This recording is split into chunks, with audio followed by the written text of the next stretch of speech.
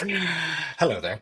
We all know that fat loss on paper seems simple, and all you need to do is eat a little bit less, move a little bit more, but simple and easy are not the same things. When people start a fat loss phase, they often end up doing way too much too soon. And in this episode, we're going to be talking about we're giving it five, but there's obviously a lot more than that. But we're going to tackle five of the biggest mistakes we see people making when it comes to fat loss. Mistakes that might not only slow down the process, but potentially lead people to giving up completely, which is not what we want, right, Tom?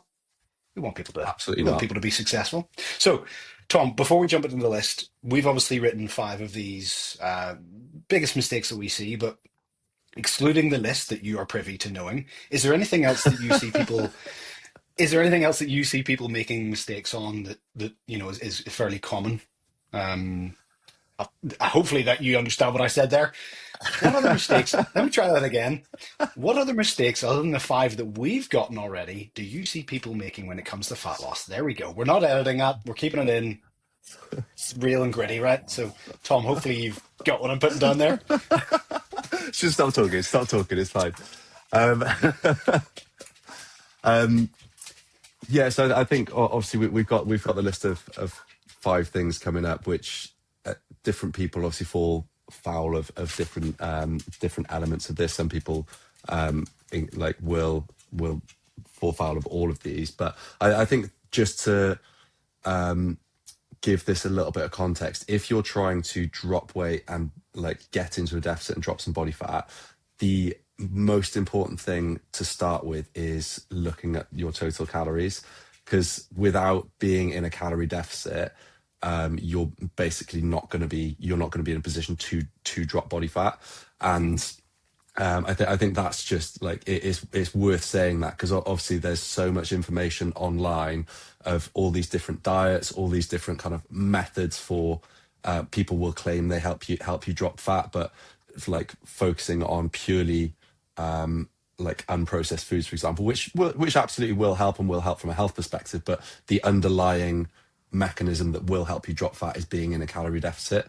So Mhm. having a grasp of the calories that you're eating, building an awareness of that, and manipulating that to put you in a position that you are in a calorie deficit is by far and away the most important thing that all of these things that we're going to talk about will try and help you to do on a consistent basis. Yep. Does that make sense? Yeah, no, 100%. Like the most important thing before you get into any of the nitty gritty details about diets and food selections and blah blah blah, are you in a calorie deficit? Like that's the first kind of basis of this pyramid.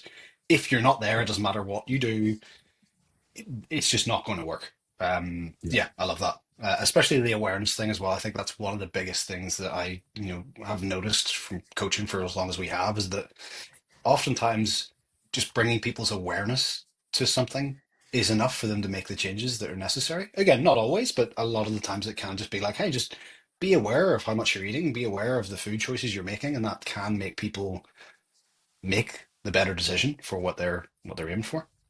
Yeah, So, should we absolutely. kick it off Just, with just, just, just, just uh on that, mate. I've got a question. What areas do you see people consistently overeat or lacking awareness most typically when it comes to sort of their day-to-day eating? pop, like as in general population, probably lack of protein, which Okay. has changed a little bit more in the last couple of years because protein has definitely become more of a thing. If that makes Yeah. sense, like you go into shops and you can just see the change of like high protein. It's like they're labeling it more to make it a little bit easier, but that is generally speaking the thing that I think people can trip on the most. They're just not aware of how much protein they're consuming in a day. And Yeah. obviously, protein is one of the most important macronutrients when it comes to fat loss and fat loss sustainability and all the things that are necessary for fat loss. Mainly because of the fact that it's going to keep you fuller for longer. It's got a high satiation or a high satiety level. So you're going to feel more full for longer having had a higher protein diet than you would if you didn't. Again, that's been said, but personally, like in my circumstances, I've I could eat a meal that's exclusively protein, and within 45 minutes, I'm hungry again. I think it needs to have an element. It definitely needs to have an element of fat. I think the combination of fat and protein together is much more satiating than just protein by itself. Again, that's just my experience personally. Well, yeah, just And just then, on that, like mhm, fat and fiber both slow down digestion. mhm, So yeah, it makes a lot of sense combining that those two, yeah, yeah, combining them will leave you feeling more like satiated for longer. In terms of yeah. the question I asked, I meant more so just areas that people tend to overconsume calories that they're not aware of. Like the Oh, things sorry. that I see, the things that I see like most often are like drinking calories. Literally was just like, There's I knew Ben you were going. going with that. I was like, drinking calories, tea, coffees. Yeah, Yeah, that's the full sugar drinks, fruit drinks that are marketed as healthy, but are actually just, I mean, not empty calories, but the reason why you eat most fruits and vegetables is for the fiber. Like that's one of the greatest benefits of having a high, having high fruit and vegetables in your diet. That's one of the benefits. We're not going to go down the line of saying, oh, it's too much sugar. Sugar's not inherently bad. It's just very easy to consume. That's first and foremost what we yeah. should get out of here at the start of this. There's no inherently bad foods or macronutrients or anything like that. There's just foods that are just easier to consume a lot of, and that's what people then go, oh, they're bad for you. I'm like, no, danger's in the dosage. But anyway, we digress. Point number one of five, trying to do everything all at once. This is a very, very common one. I think the one that we both agree on that is the most common by far when people are, attempting a fat loss process. And the way I always explain this is like spinning plates. You have to do all the things you need to be doing to achieve fat loss is spinning plates. Now, in my opinion, if you want to make this successful, focus on one. Just focus on one thing, get it nailed down, get it to the point where that plate, if we're sticking with that analogy, that plate is spinning at a rate that you can take your hand away and watch it for a while. Then when it gets to that point, then you focus on another thing. Get that one spinning, turn around, see the first thing still going. Yep, okay, get the second one. It's about doing things at a pace that is suitable for you and not trying to do everything overnight. So, I mean, you tell me, what are some of the things that people will attempt to do that you've maybe seen when they're trying to do fat loss? What are all the things that Um, people try to attempt in a week? Yeah, so like I think the plates that Ben is proverbially talking about include training, moderating your diet, and like obviously going into a calorie deficit, trying to increase your steps by a drastic amount, basically trying to do lots of different things quite aggressively at the same time. And I Hmm. think it's one of those things that like some people will be in a position where they can do that if they've got Yeah, minimal other priorities, if they've already got like a good background in training and they've just kind of been like I don't know out of the like out of sync with it for a little while, and they've already got like a good awareness of like nutrition. Because I think with all of those things there's an element of learning that does take a little bit of time to basically understand like what you're trying to achieve, what you're currently doing, where you're trying to get to. And obviously different people, if they're starting with more awareness and have a higher knowledge of those things, then that process can be easier for them to stack up multiple things at the same time. But hmm, for example, if you're trying to make changes to your diet but you have no idea how many calories you're eating, you've got no idea how much protein you're eating, and like maybe some like other factors in there as well. That's going to take quite a little bit of time to start with to focus on just building that awareness of what you're currently doing and potentially little tweaks that you need to make. So yep, if you're trying to do that alongside starting like a new training program that is like 5 or 6 days a week, plus try and do like all of these steps and fit that into your probably quite hectic life, that's probably going to be a lot to manage it at one time. But yeah, like I said, there's some people are in a position where they can do that a bit more like a bit easier than yep, others if they've already got a background or that like awareness and knowledge of what they're trying to do, if that makes sense. What yeah. have you got anything to add to that? Yeah, I think you've even got to consider the process of if someone's never tracked calories before. Yeah. Like learning how to track calories, that's a significant like knowledge gap that you're gonna have to start filling in. So I always think it's like I always compare it to learning how to drive. Initially, when you get into a car, obviously seatbelt. know where the gears are, know what gear does what, check your mirrors, do all that stuff that takes so much mental energy. But eventually, just because you're doing it over and over and over again, your body eventually and your brain eventually starts kind of getting used to those things to the point where, after driving for 20 years, I can reverse the car whilst selecting a song. Probably not safe. Don't recommend doing it. I'm not saying you should do what I do, but I can, whilst doing all those things at the same time. But there's definitely that skill wall that you need to climb. And again, tracking your calories, learn how to use MyFitnessPal or any tracker that you're using. That takes time. Then learning how many steps you're taking as well. That's another element that I think people are completely unaware of. Again, it's one of those things that I get people to track, and when they track it, they're like, I think I'm getting X amount of steps in a day, and then they actually track it like properly, and they're like, I massively overestimated or underestimated how many steps I was getting. Again, similar to calories, but yeah, I think the main point is that this is a process, and we're trying to build something that lasts. And I think when you do everything too quickly, you are not setting up a structure that's going to benefit you long term. And you may be able to stick to it for 2, 3, 4, maybe even 5 weeks, but eventually something's going to happen that stops you from being able to put your foot down on the gas as much as you would like. And then usually people get upset with that, and then the whole process kind of breaks away. And because it's such a pressured system you've created by tracking your calories, making sure you're hitting your calories exactly. Then MyFitnessPal does this thing where it breaks down your macros into protein, carbs, and fats in percentages, which again, I explain to people, the only real one that you need to be considering is your protein. Like realistically, the other two can be whatever you need them to be to get to your calorie target. So you don't need to put yourself in an unnecessary food prison in that regard. Training too much, again, like if you've gone from not training at all to being like, I'm going to be a hero and train 5 times a week, good luck with that. You're going to be in a lot of pain, a lot of discomfort. Doing loads of cardio, again, taking more time out of your week when that might not be an option for you. Walking more, again, that takes time.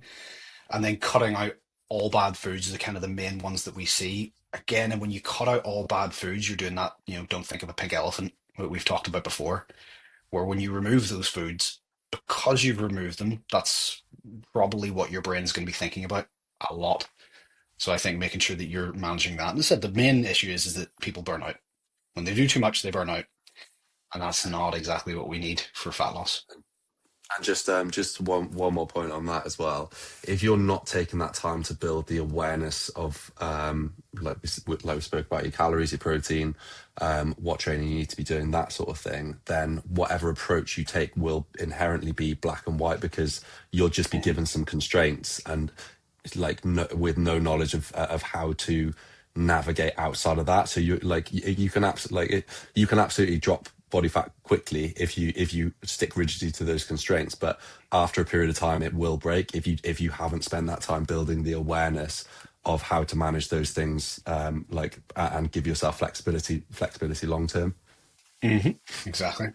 So number two is setting an unrealistic timeline when it comes to fat loss as well. I think that's a big part of our job, really, isn't it? Like managing people's expectations. So what people think they can do over a set period of time is often skewed to either positive or negatively. Like I think a lot of people are unaware of what they can do in 2 weeks, but they're also completely unaware of what they can do in like a year. Like a year, you can make some significant long-term changes. In two Yeah, weeks, you can also make some long, some pretty incredible changes. But 2 weeks is like a drop in the ocean. And I yeah, think people's expectations need to be monitored and managed. And the unfortunate thing is, we look at social media and friends. In fact, I asked one of my clients recently where they got their expectations for what they should be achieving. I've said to her, like, why do you think you should be losing? Or she said, oh, I'm losing weight, but it's slow. And she's losing like a pound a week, which is not slow by any stretch of the imagination. I was like, okay. yeah. I was like, out of curiosity, why do you think that's slow? Like, where have you gotten that? Did I tell you that? And she's like, no, no, no. And I was like, where have you gotten that from? Oh, a friend in work who did this, and I know this person, and they started doing that. The first thing you need to be aware of is the fact that every single person is unique and individual. How they process things, how quickly they build muscle tissue, how easily they lose body fat is so unique to the individual. Comparing yourself to anyone else and I mean anyone, is pointless. And it's going to ultimately set you up for disaster. It's not going to set you up to win anyway, because you're playing a game to rules that don't apply to you. So making sure that you're not setting yourself up to fail straight away by the expectations you set on yourself is key. I think that you need to make, and the way I always the way I do this with my clients is that every situation I put you in, I want you to be 100% confident that you can achieve it, not 99.9. If we need to dial it back, if we're like, okay, so for example, um, we'll use this natural human instinct we have. Tom, if I said to you, right, I want you to run 10 miles every single day for the next Yeah. month, immediately, yes or no, could you do that? Probably not every day. Yeah, yeah. See, your brain made that decision almost immediately because you knew your brain went, right, what do we have to do? Okay, no, we don't have the time for that. Okay. Now, if I say to you, Tom, I want you to walk 1,000 steps a day, yes or no? Yeah, I can do It's that. an yeah. So basically, when you're setting yourself a goal, you need to kind of play with that in mind of, right, okay, do I genuinely believe that I can do this? Because if you don't believe you can do it, chances are you're going to kind of give it a half-ass, measure, because you're like, there's no point. I can't really achieve this anyway. So when you're setting yourself these goals, especially when it comes to fat loss, set it out that you're setting yourself up for success. So look at the process and say, like, right, can I do 10,000 steps a day when I'm currently only getting two? Probably not. But could I get three? Yeah, I'm confident I could. Aim for that. You can always build up. That's another thing I think is really important. But is there anything you want to add to that, like in terms of people setting unrealistic expectations of themselves or Um, timelines? Yes, so I have a slightly different opinion on this, and like, I completely agree with all the points that you've made there. But I think it's okay to do things that are unsustainable for a period of time. But it's like it's actually Hmm. setting out like it's similar to what you're saying. It's if you have I the agree. expectation that that's going to be the case, and you know it's going to be for a short period of time, you can kind of knuckle down and do an aggressive fat loss phase over like 4 or 6 weeks and know that it's going to be really hard. You're not going to have like very much flexibility at all. But that's not that you won't be doing that for the long term. And Exactly. like we said on point number one, I think it depends very much on who you are, what your background is, like how much weight you've got to Priorities. lose as well, priorities, everything else, what approach you take. Because I think, like I said, if the like the approach can fit like what you want and what you need right now, and that's like I said, if that's an aggressive fat loss phase over 4 or 6 weeks, it's like you have to be prepared to suffer a Yep. little bit for those 4 or 6 weeks because you're not going to be yeah, you're going to have very little flexibility. Your mood is going to drop quicker. Your energy is going to drop quicker. You're going to be a lot more hungry because all of those things happen a lot faster when you're in an aggressive cut.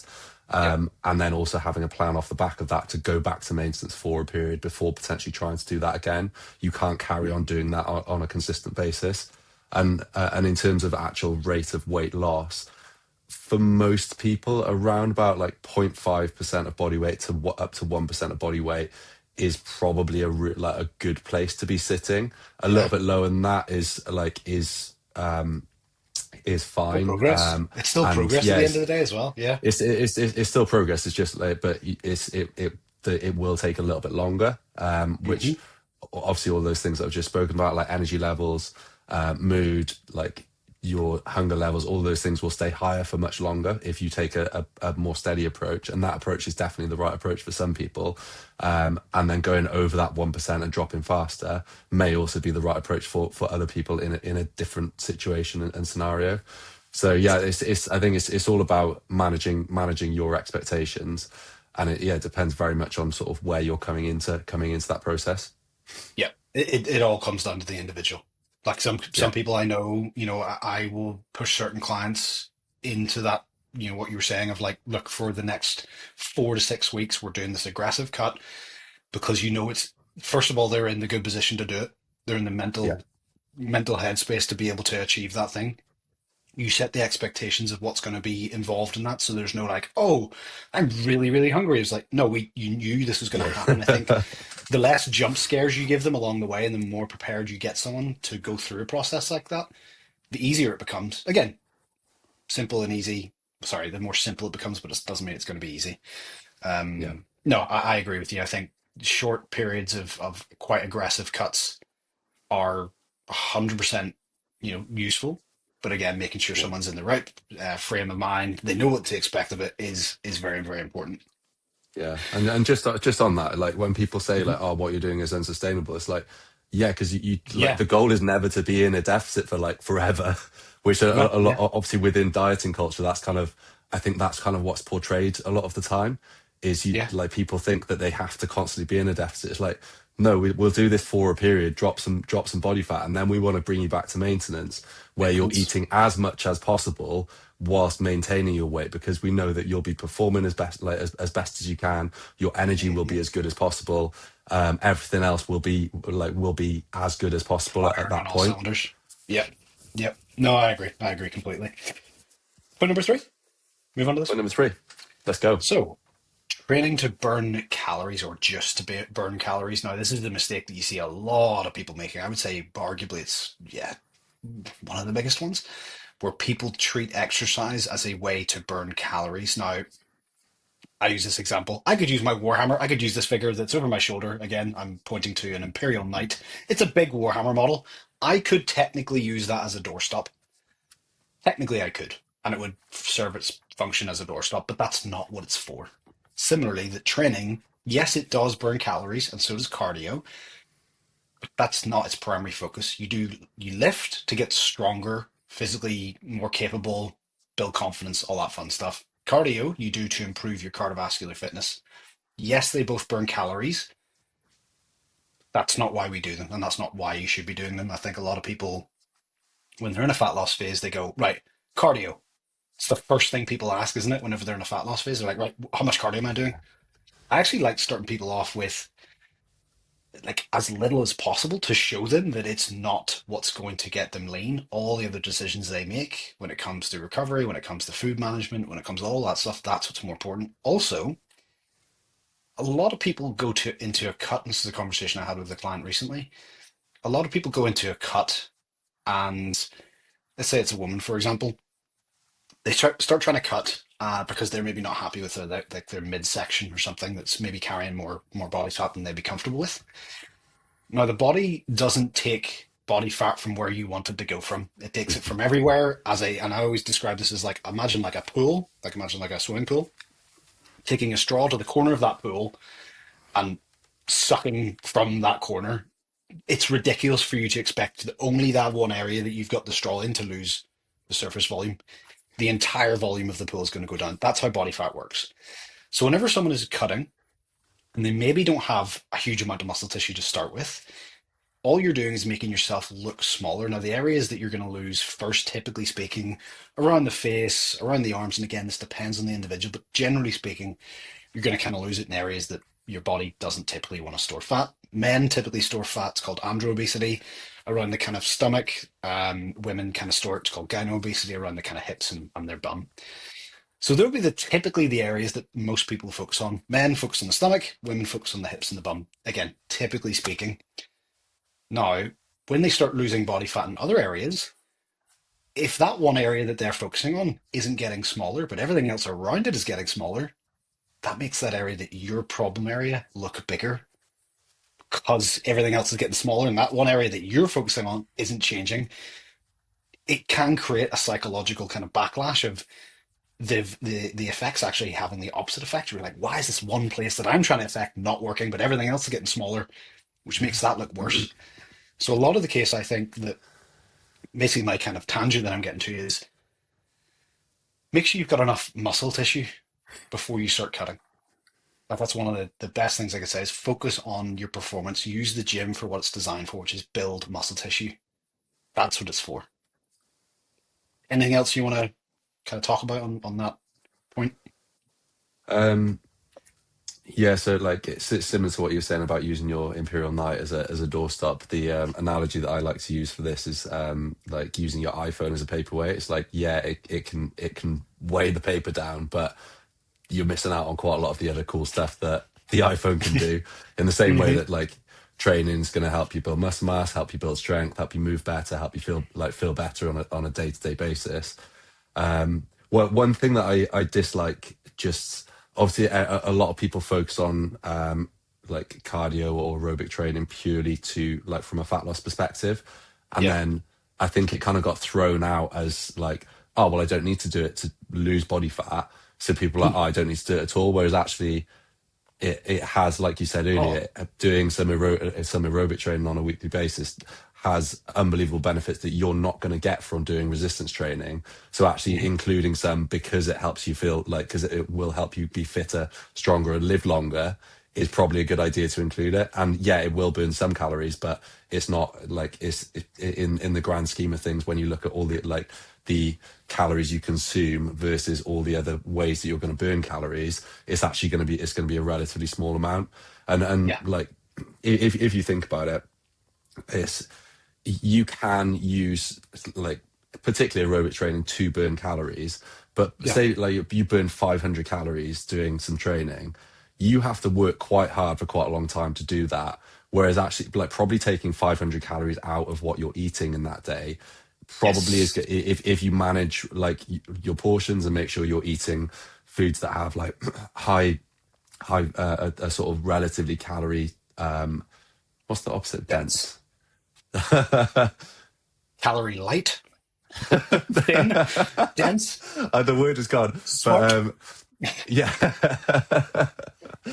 Food that like fruits and vegetables and filling up on food that is not calorie dense. Let's say Mhm. not calorie dense.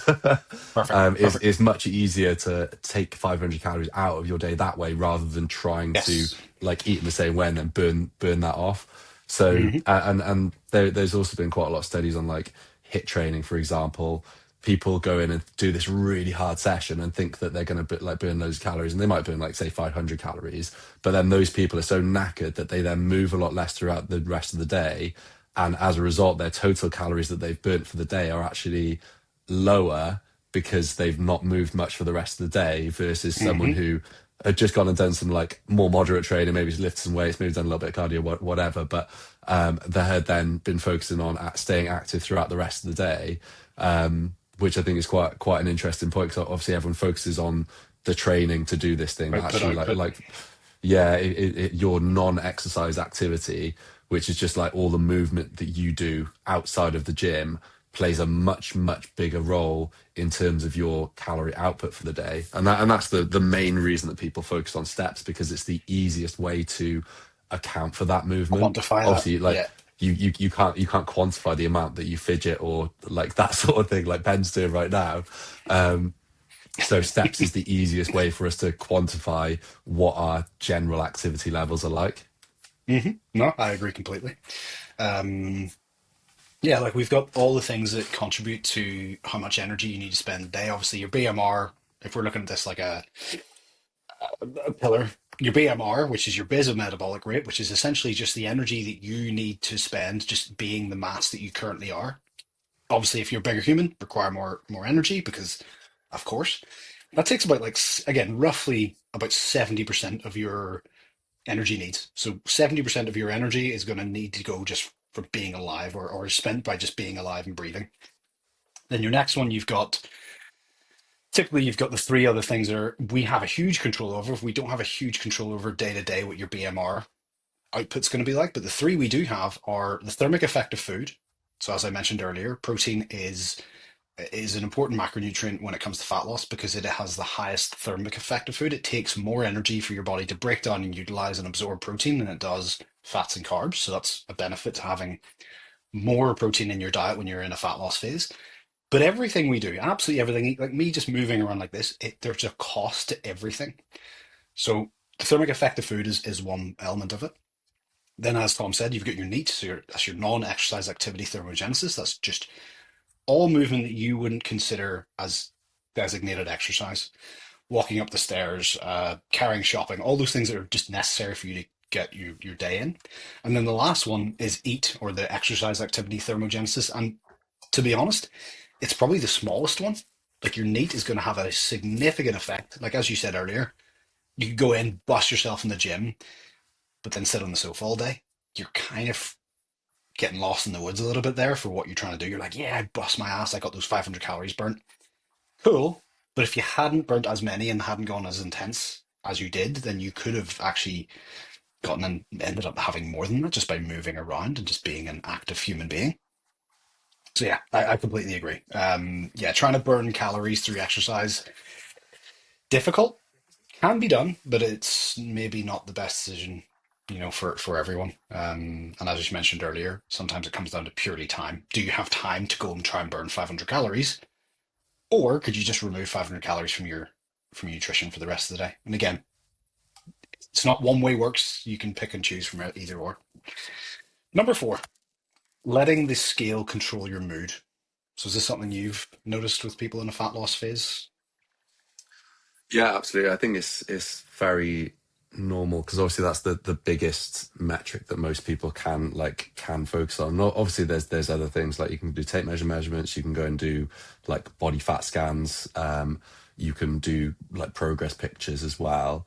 But those things are more likely to be more spread out and you're going to do less often. So scale weight is the thing for most people that you're kind of concentrating on to make sure you're making the progress that you want to make. Hmm. But I think the most important thing that you can do here is actually like most people think like maybe weigh once a week. If you're weighing more often, in my opinion, it's much easier to take the emotion out of it because it's just a data point.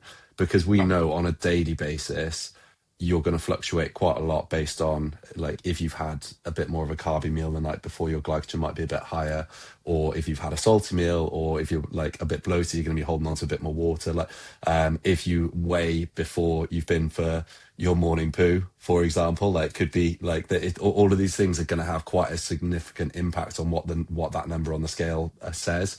And yep. if you're weighing at different times throughout the day as well, like I know that Oh, I can personally fluctuate by like 3 or 4 kilos over the course of the day, depending on what I've same. eaten, what I've drunk, that sort of thing. So like if you're not consistently doing it at the same time every day, you can see these big fluctuations. And when that's the main thing that you're kind of anchoring your progress on, it obviously can be quite disheartening. It can be like uh, you you think like you're doing everything right and this number's not moving. You feel like you've kind of failed. When in actual Yep. fact, if you zoom out and look at the 7 day average and look at the general trend line rather than cherry picking like one or two Individual data like points. Yeah. yeah data points, you're going to see from that whether you are in a deficit or not. And if the scale is not moving, then it's just a sign that you maybe need to try a slightly different approach or make a tweak to what you're doing. Yep. I personally think it's much easier to kind of it makes it seem more like a data point. It makes it seem more objective, and therefore makes it a little bit easier to kind of remove that emotion from scale weight. Because yes, it's very easy, like I said, when it's your main like focus and point of progression, it's Hmm. really easy to like if it's not going the right way to kind of to be quite disheartened with that.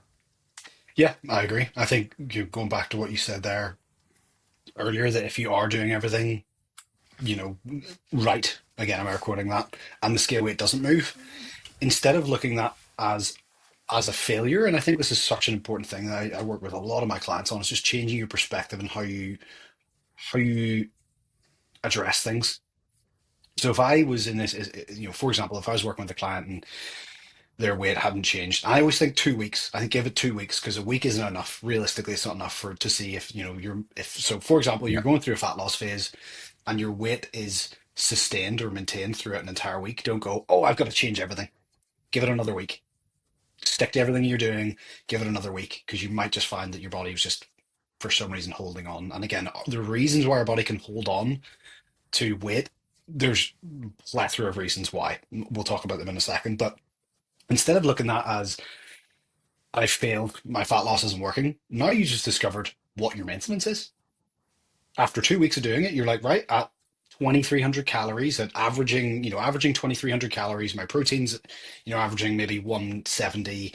Cool, cool, okay. Energy in the gym's pretty solid. I'm not that hungry that often. My steps are at a pretty good average. If you can do all that and everything's averaged across the board and you're not losing weight after 2 weeks of doing that, a better way of looking at it is go, okay, well, I've now got information. the fact that this is actually maintenance for me. So let's just go a little bit under that, not change everything too drastically. I'd say just changing how you see it as like, okay, this is new information I didn't have, rather than I've failed. But yeah, like a couple of reasons why our scale weight can change. You mentioned it earlier. I mean, I've said this to a couple of people, and I love the reaction when you say it to people that aren't aware of it. But like, look at the word carbohydrate, second half of that word, hydrate. And the example I always use is that, and that kind of broke my perspective on scales and my interpretation of it, and the importance of it was when I was bodybuilding. I think when I was doing a photo shoot actually. I did a a severe diet to get some body fat off me, and in one of those things, I did a low carb week. So I think I had maybe like 50 grams of carbs every day for a week. Not fun. I had a lot of meat and fish, which was fine, but throughout that week, I was also doing carb depletion workouts. So Tom mentioned earlier about glycogen. Glycogen is what gets stored in the muscle. Imagine your muscles are like little sponges. When you saturate a sponge with water, your muscle's going to be heavier because it's saturated with glycogen. I was doing workouts specifically to deplete my natural stores of glycogen. So I was basically just doing like pump sessions. I wasn't taking anything to failure. It's just trying to run those reservoirs in my muscles as low as I could possibly get them, whilst not really replacing it through my diet. I did that for a week. On the Sunday, I woke up, weighed myself, and I think I was like 11 stone on the nose. Convert that into pounds or kilos. I can't work it out in my head, but you'll see how this won't matter in a minute. That day, having done a week of all that, I then ate 500 grams of carbs. So 500 grams of dietary carbs. That night, not even 14 hours later, I'd gained 14 pounds. So I was a full stone heavier in less than a day. And I was like, okay, our body is extremely volatile. The scales are a volatile measurement. Putting things into perspective, like you said, of checking it every single day to teach people how volatile it can be is super important. And I think if you do have a bad relationship with the scales, again, you know yourself better than anyone, but it's maybe worth trying, measuring yourself at the same time every single morning, and just to show you how much it can fluctuate and how it's kind of like looking at a camera lens without a focus on it. You can kind of see what's going on, but it's not always going to give us the best picture of what's actually happening. So yeah, I think not letting the scale dictate your mood is huge, and I can see why I understand why a lot of people do get thrown off by it. But again, when you understand and you fill in all those potential emotional responses with information, it does make things a lot easier. Um, okay, so before we get into the last one, Tom, I have a question for you. It's time. Okay, let me find it. I had a good one here. Okay, so oh, would you rather do 50 burpees every single morning for the rest of your life, or No. be forced to track every single thing you eat for the rest of your life? That's everything: drinks, takeaways, birthdays, Christmas, every single thing. You need to track it. What would you prefer? So and by track it, you mean it has to be logged on my fitness pal? Everything, like every calorie tracked. I think I do the burpees, You know what? Because I was like, burpees are admittedly one of the most detestable exercises ever created, but that level of tracking and analysis would drive me crazy. Like I It's would. not even like that I want to be not aware of like of everything. I wouldn't mind that so much. It'd be It's more just interesting, the but fact of having to input it all. dude, that's exactly it. That's what I thought. I was like, oh, imagine every single meal, every single thing you eat. Yeah. Like you go to a party and you pick up like a single Haribo, and you're just like, oh, damn it, I can track that. Yeah. I think it would. On your I think it phone. would it would create such a negative relationship with food, in my opinion. So, yeah, as much as I detest burpees, I think I'd pick the 50 burpees. Yeah. Plus, I haven't actually. being able to do burpees into your like 60s and 70s, I imagine would be pretty damn beneficial. Yeah. So, I Yeah. mean, yeah, Yeah. I'm gonna pick that one. Maybe we should start doing it. 50 burpees every day. I mean, here, well, I'll tell you what. Just like we're saying to everyone else, why don't we start with doing 10? Get used to Oh, that. okay. I mean, I'd be keen for that if you're game for it. I don't know why I'm saying this. How did you just trick me? What Jedi mind tricks did you just use on me? This is supposed to be a horrible would you rather, and you've actually convinced me to do one of them? Because you wizard. Okay, point Funny. number five. Um, Let me see. I gotta get my notes. Okay, so thinking that fat loss ends when the diet ends as well. So this idea that once I hit my goal weight or whatever you're achieving, I'm done.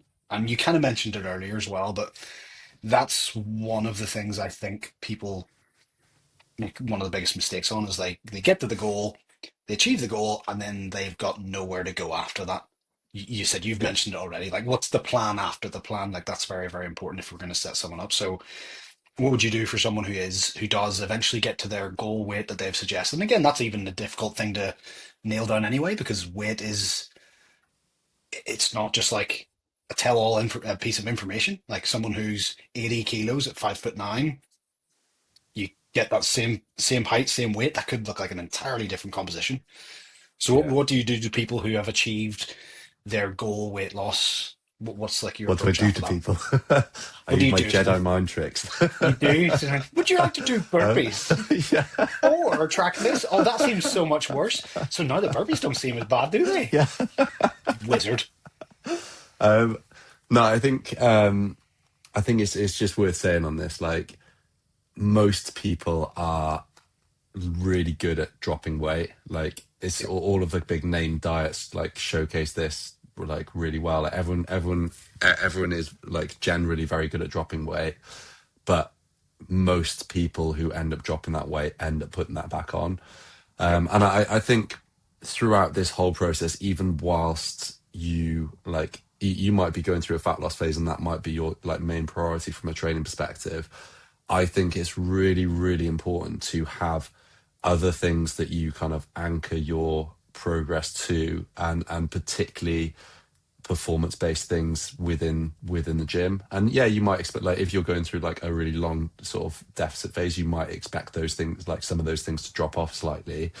Yep. But having other things that you're focusing on will like I think it's really easy like when weight is the sole thing to become a little bit obsessed with that, and like obviously not everyone, but some people end up kind of creating sort of more like body image issues and that sort of thing as a result of kind of going through a Hmm. dieting phase. And I think one of the best ways to offset that is to look at your performance in the gym and have those other things you're focusing on, and then off the back of a dieting phase, slowly kind of bringing your calories back up and putting more emphasis onto some of those things, because like now essentially like whereas towards the end of a diet your energy will have been quite low, training will probably Hmm. have been a bit of a drag.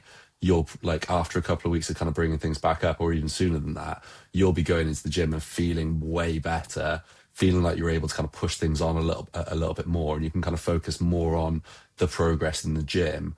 Because I think it is a really hard transition to go from seeing this number on the scales drop consistently to getting to the Yep. point where it's then just staying static. It feels like you're a lot of the time it feels like you're not making progress or going backwards, but actually expecting that to be like potentially mentally quite challenging, as well as like I think managing your nutrition when you go back to a maintenance phase can sometimes be mentally quite Oh, challenging as well. very, very.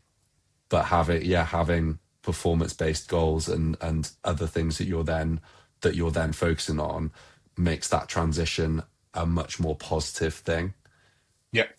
I agree completely. That's exactly the approach I try to take is make sure there are, yes, our primary goal is for, fat loss, whatever it is, but if we're going to do it right, we need to be looking at other factors into that, like your strength, your performance in the gym, how you execute exercise, and just dropping in those what I call like side quests along the way takes your attention to something else so that whenever your attention isn't focused on getting to the end of the tunnel, getting to the end of the tunnel, you can look at all the other things that you've had along the way and be like, oh, well, I've actually seen a significant improvement. And I try to get people excited about the maintenance phase of like, okay, look, we've been in a deficit for a while now. We've done a fantastic job of that. But when we start getting out of this, I try to like get them excited about the process because, as you've said, that psychological change of seeing progress every week, near enough every week, if, again, that's an average, fat loss coming down, down, down, down, down. Then whenever it starts going back up again, that initial panic of like, oh, I'm undoing all the hard work I've done and I have been working for. That's difficult. That's a really difficult thing to get people uh, to understand. So I think the most important thing we can do as coaches is make sure we're trying to show them that, look, this was a period of time, but you should be excited about the process and the progress you've made here. But the next element is going to be even more fun because you've achieved that thing that you said you were going to do, which you maybe didn't believe you could do. Now we're going to focus all your efforts into doing other things like getting stronger, improving your performance. Perfect example, Dave. Again, shout out to Dave, who's the podcast proof listener for us. He said to me the other day about the fact that he's had a fantastic fat loss progress. Like he's come down, I think at the start of last year, he was 120 kilos, and now he's down to, Dave, if I'm wrong, sorry, but he's into like the 90s. So he's lost Yeah. I think he's lost like a third of his own body weight. But along that way, I was making sure that we were focusing on the grander scheme of things, the actual process of this, making sure that it is transitioning into being able to maintain what we're doing as a lifestyle rather than just like this short thing. So, I increased his calories for a certain period of time. So we took a little bit of a break from fat loss to show him what extra calories would do to his performance. So he could see, like, oh, when I do come out of this fat loss phase and I do go up in calories, I'm going to love training because I can get stronger and I can get fitter and I can get faster and I can recover. So, yeah, I agree with you completely. Having these little goals along the way to assist the main goal, but kind of to take our focus exclusively off that one thing is super important. And I've said this so many times that it is very rare that people ever say that my goal is to maintain. But that's realistically what it should be. That's what we should be trying to do. Yes, we're always trying to, improve in areas and lose something here, gain something there. But I think what we should all be aiming for is a sense of maintenance. That's the goal. That's where we would like to be for the most part of our lives. And then we go through phases where we're like, okay, I want to build some muscle tissue. Then you go into a phase similar with fat loss, like you alluded to earlier, with the fact that you were saying that most people think that fat loss is like how you're going to live for the rest of your life. No, it's for a period of time that you should be doing it, not forever. So I think that's really important to kind of show them the light at the end of the tunnel as such and have a plan after the plan is very, very important. Yeah. Anything else to add? 100%. Um, I don't think so. I think we've been fairly comprehensive with what we've spoken about there. And I did drink at the start of the podcast. We were saying we're going to try and keep this one short and sharp. We failed. And I did drink a lot of liquid. So we're going to wrap this one up. We appreciate you listening. If any of these are helpful, please let us know. Again, tag us if you're listening to this, watching this. Feel free to share it on your stories or anything like that. Tag us as well. It means a lot. Thank you for all the support. Anything else to add, Tom? Subscribing, all So, liking, all those things. yeah, subscribe, Do all like. those things. I think it's one of those things. It's like, oh, obviously everyone says that after a podcast, but it does help the podcast to grow. So if there is anyone that you think might find this podcast or this episode useful, then we do really appreciate you sharing it. Yep, Thank you so massively. much. Good night. Good night. I'm going to go pee.